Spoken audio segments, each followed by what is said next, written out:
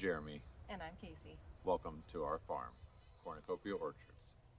It's already an exceptionally warm day out here today. We are getting started on just doing some cross bracing. Each wall, when you put it up over a long distance, is going to have some bowing to the boards. It's going to have some crowning.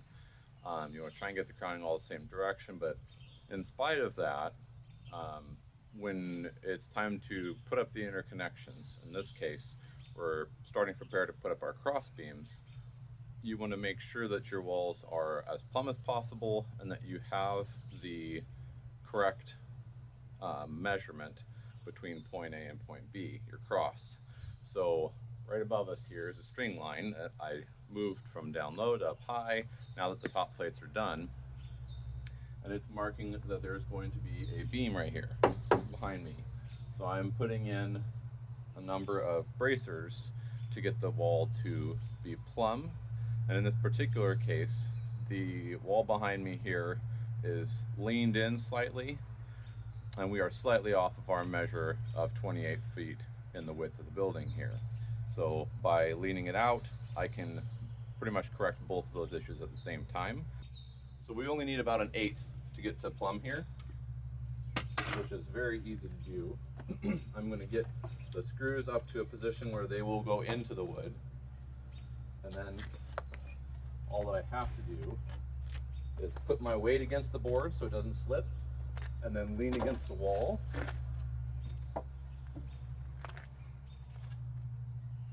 Like that.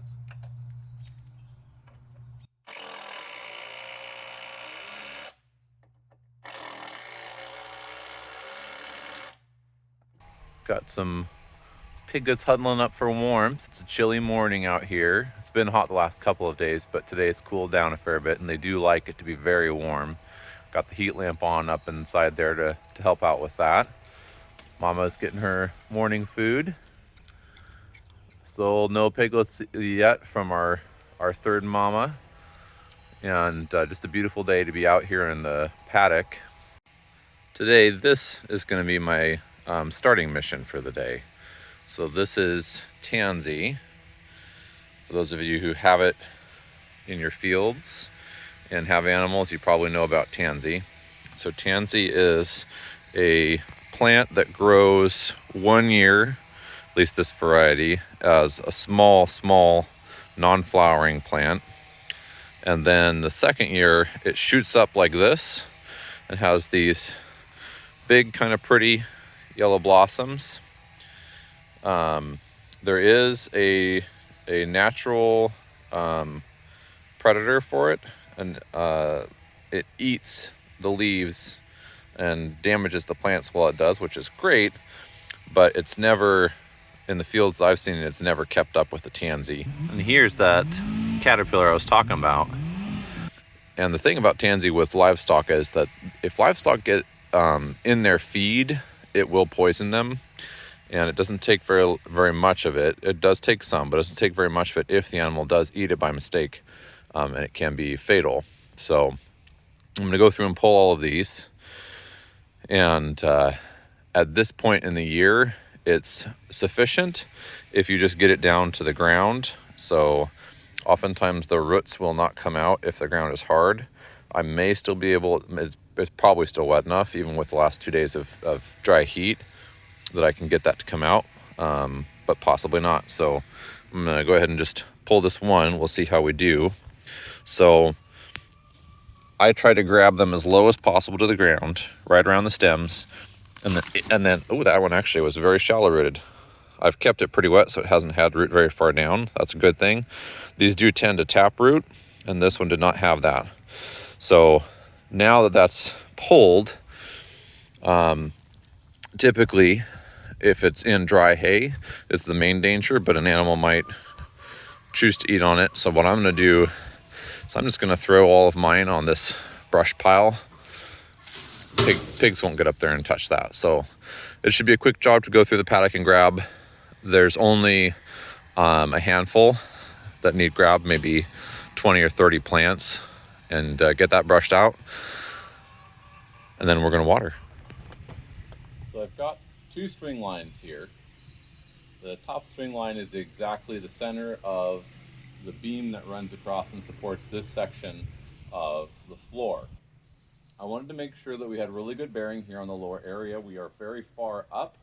I mean, we're traveling 7-ish feet to get to the wire, so about 6 feet to get to the bottom of the beam with our posts.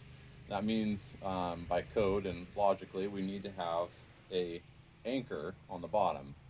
So I'm preparing to drill the holes for the anchor bolts so that we can get the anchor, the post base installed on all of these, and then we'll be able to tell what height we're going to cut the post to.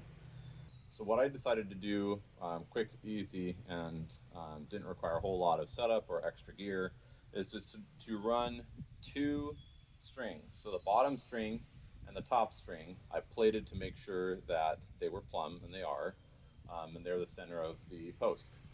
So what that does is when I put a string with a plumb bob on it over the top wire, I can pull on that and get the plumb bob up to a certain height, like so, where it's just off the ground.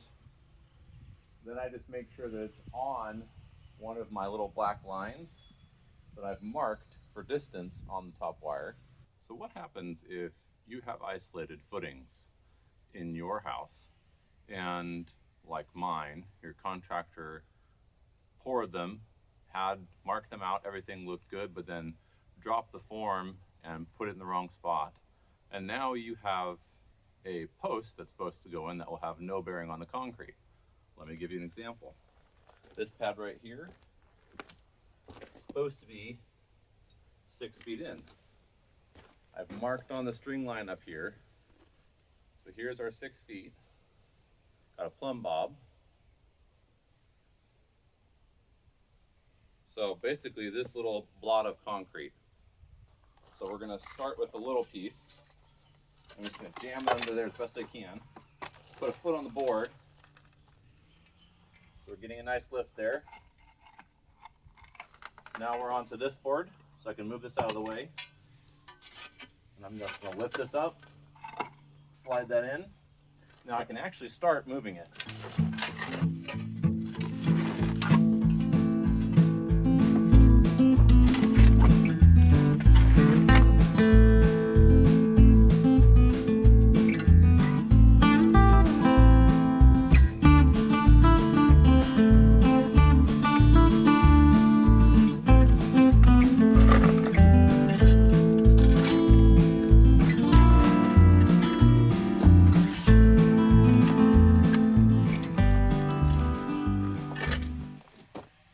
Probably about as good as we're gonna get.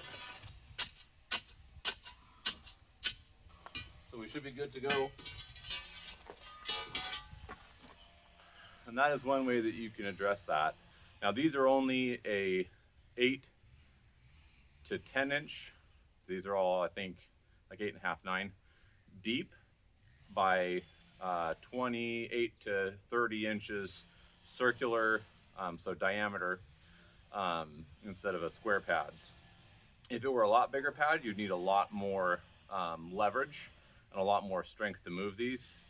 And the other critical thing is, if they cut into the soil, you're not going to move it this way. It's just not possible. So you have to know which way it is. If you ever have to move a basic rounder, that's how I would do it.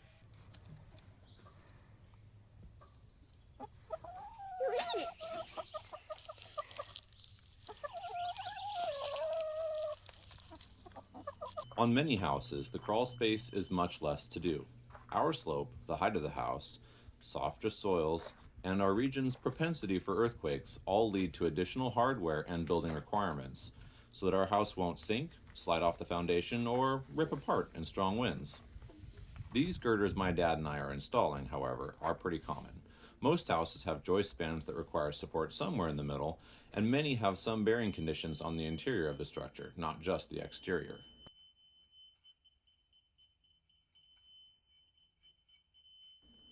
These girders accept loads from the floor above, and in the top and bottom beams cases, loads transferred down from the second floor and the attic floor.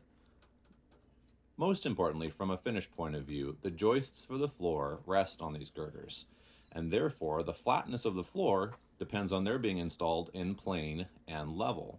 Once we finish here, it will be critical to double check with our laser level and correct any high points before the floor sheathing goes on. Small issues such as excessive crowning in the floor joists or small differences in height in the floor joists where they butt together at the beams can just be shaved with a planer. But if we discover larger issues, and I suspect there is one place on the lower wall where this is true, then we will want to take care of them before or as we install the floor joists, not after.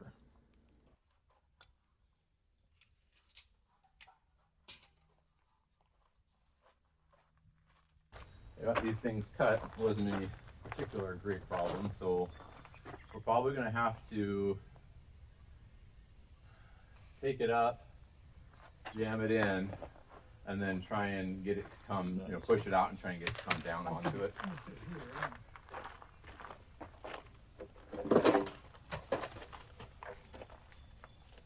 Ready? Yep.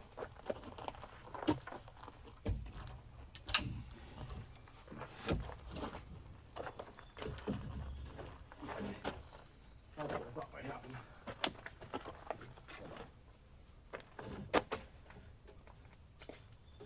Oh yeah, that's braced really well. Okay.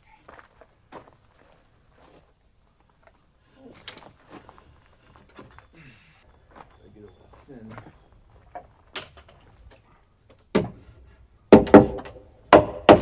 There it is. Let me get this thing twisted in here because it's off. So what we'll do is we'll just get this post leveled again, and then I'll put in some of these nails here, and it will hold it relatively close to straight. And then when it's time for joist, we'll run across.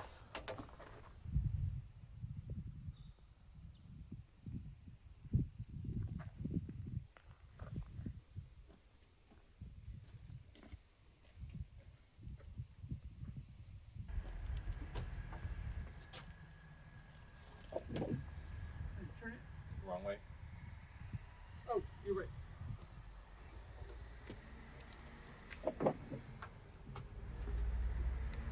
You good?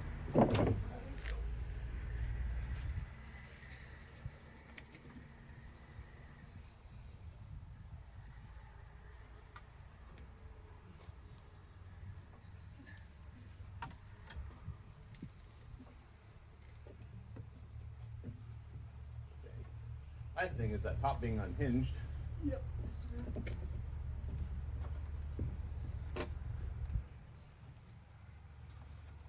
Yep, you get yours up, we'll be able to push it in. Okay.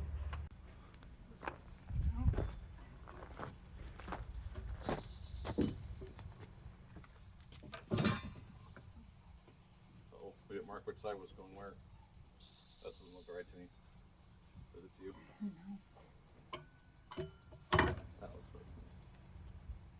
Well.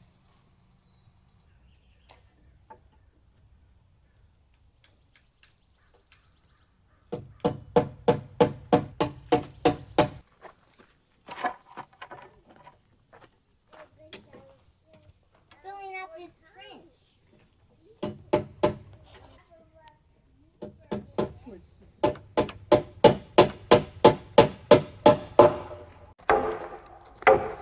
Okay. Didn't make it. Keep going. Okay. Is it pulling back? Is that what it's doing? No. Well, it's I not. have a for some screw reason for it's not Damien contacting to here. I'm use. not sure why. I need some. Okay. Damien, may you band this? How's that? It's Okay. into Is that there. good? There's still a gap in the barn, and maybe I've not seen it all the way through. I need the hammer. Better? Yeah. Okay.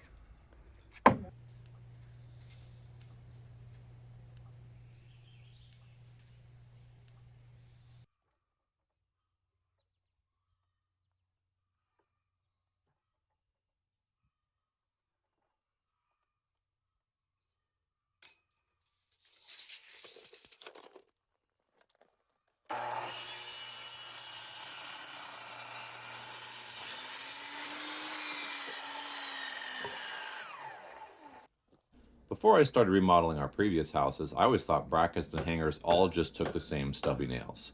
They don't. These are all Simpson post caps and bases, and I used 4 or 5 different ones. Sized to the post, but also specific to the job. For example, where the beam spliced, a longer, heavier duty post cap was required. Each piece of hardware has its own fastener type specified by the manufacturer, and you could just jam them all in with whatever fasteners you have, but they're engineered to use the right fastener for each job, enough to hold the metal to the wood without splitting or being overkill.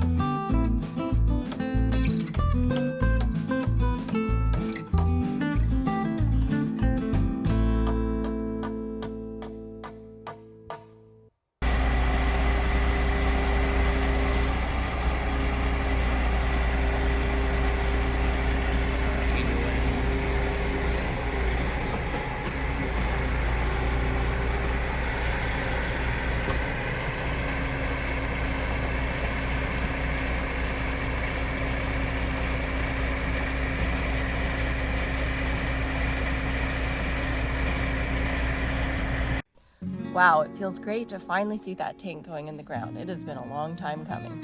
One small step for sanitation, one giant leap for personal hygiene. The era of the portable toilet is coming to a close. Goodbye, stinky box. But most of the work is still to be done on our septic system as a whole, so we're not quite there yet. We also have all the other utilities to bring down to the house from the shop. Yeah, too true. We're almost ready to run those lines, but first we're going to finish the work for the underfloor inspection, and that means floor joists are next. What all still needs to be done for us to be ready for that one? Well, the underfloor is framing up to the floor joists, the plumbing drain system, the HVAC supply branches, and the vapor barrier. Well, that's a random assortment. Thanks so much for watching. See you next time.